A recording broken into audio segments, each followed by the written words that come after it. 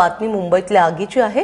मानखुर्दमधील मंडाळा झोपडपट्टीला लागलेली आगीची तीव्रता आता कमी झाल्याचं कळतंय। ही आग लागून तब्बल 12 तास लोटलेले आहेत। अग्निशमन दलाचे अधिकारी आणि एनडीआरएफचे जवान या आगीवरती नियंत्रण मिळवण्याचा प्रयत्न करतायत। मनश्री पाठक घटनास्थळावरून आता आपल्याबरोबर आहे। मनश्री, सध्याची काय परिस्थिती? प्रमाणे माहिती दिली जाते डिझास्टर कंट्रोल आणि अग्निशमन दलाकडून, त्यानुसार आगीवर लवकरच नियंत्रण मिळवलं जाण्याची शक्यता आहे। कारण धुराचे लोट आता आहेत, मात्र आग बऱ्यापैकी नियंत्रणात आलेली आहे। तिची तीव्रता बऱ्यापैकी कमी झालेली आहे। कूलिंग ऑपरेशन सध्या सुरू आहे।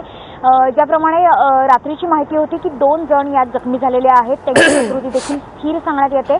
त्यासोबतच इथल्या रहिवाशांना जवळच्या शाळांमध्ये सुद्धा हलवण्यात आलेलं आहे। सध्या चित्र बघितलं तर धुराचे लोट प्रचंड आहे, त्याच्यामुळे कुठे ना कुठे आगीवर नियंत्रण मिळवायला उशीर लागतोय।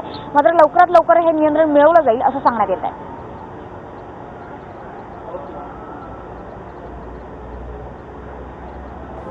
मनश्री, धन्यवाद या सगळ्या सविस्तर माहितीबद्दल। या संदर्भातले अपडेट वेळोवेळी तुझ्याकडून घेत राहू।